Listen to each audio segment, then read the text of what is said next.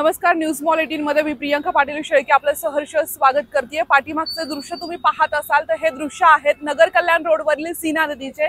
सीना नदी ओव्हरफ्लो झालेली आहे, मात्र दोन्ही तर्फा या ठिकाणी ना पोलीस प्रशासन आहे ना महानगरपालिका आहे। या पुलामधून या पाणी जे ओव्हरफ्लो आहे त्यावर लोक जात आहेत, फोर व्हीलर जात आहेत, टू व्हीलर जात आहेत, पायी माणसं देखील जात आहेत। तुम्ही बघू शकता की पाण्याचा वेग देखील आहे, तरी देखील या ठिकाणी लोक जात आहेत। याचं कारण असं आहे की या रस्त्याला पर्यायी रस्ता जो आहे तो अत्यंत बिकट आहे, त्याची परिस्थिती देखील आम्ही तुम्हाला दाखवणार आहोत। मात्र लोकांच्या सुरक्षिततेसाठी ना या रस्त्यावरती पोलीस प्रशासन आहे ना महानगरपालिका आहे। या जर पाण्यामध्ये एखाद्या लहान मुलाचा येता जाता किंवा एखाद्या महिलेचा जर जीव गेला त्याला जबाबदार कोण असणार आहे? इथे जी पूरस्थिती आहे, सीना नदीला वारंवार अगदी तासभर जरी पाऊस झाला तरी देखील पूर येतो। या सीना नदीच्या पात्रामध्ये मोठ्या प्रमाणातलं अतिक्रमण आहे आणि अतिक्रमणाशिवाय जे अर्धवट आपण बघू शकता की लांबपर्यंत जे अर्धवट पुलाचं काम आहे, सीना नदीच्या पुलाचं काम आहे, त्या पुलाच्या कामामुळे जुना जो पूल आहे तो पाडून टाकण्यात आलेला आहे आणि जे काम आहे ते देखील अर्धवट झालेलं आहे। मोठ्या प्रमाणात मातीचे ढिगाडे आहेत आणि मातीच्या ढिगाड्यामुळे ठिकठिकाणी पाणी साचतंय। या नदीला पात्र देखील कमी मिळते आणि त्यामुळे तासभर जरी पाऊस झाला तरी देखील सीना नदी ओव्हरफ्लो होतीये। आताची परिस्थिती बघत असाल तर पूर्णपणे या नदीवरनं पाणी जात आहे।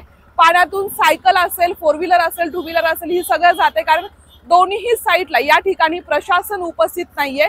प्रशासनाने या गोष्टीची दखल घेणं फार महत्त्वाचं आहे। कुठेतरी नगरकरांचा अंत पाहत आहे तर विकासाच्या नावाखाली अशा पद्धतीची कामं केली जात आहेत। अगदी घाई होणारा विकास असेल किंवा पावसाळ्याच्या काळात तुम्ही जर विकास कामं करताय, पुलाची कामं करताय, जो महाराष्ट्र शासनाचा GR आहे की पावसाळ्यात कुठल्याही रस्त्याची कामं काढू नयेत, मात्र तरी देखील कामं काढली जात आहेत। आणि आताची परिस्थिती अशी आहे की लोक पर्यायी रस्ता चांगला नसल्यामुळे या ठिकाणाहून पाणी आहे, पाणी रस्त्यावरनं वाहते, पाण्याला वेग आहे, तरी देखील लोक या ठिकाणाहून जात आहेत आणि इथे प्रशासन उपस्थित नाहीये।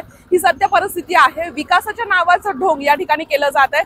हा सीना नदीचा जो पूल आहे त्या पुलावरचं हे पाणी आहे आणि लोकांची वर्दळ देखील सुरू आहे।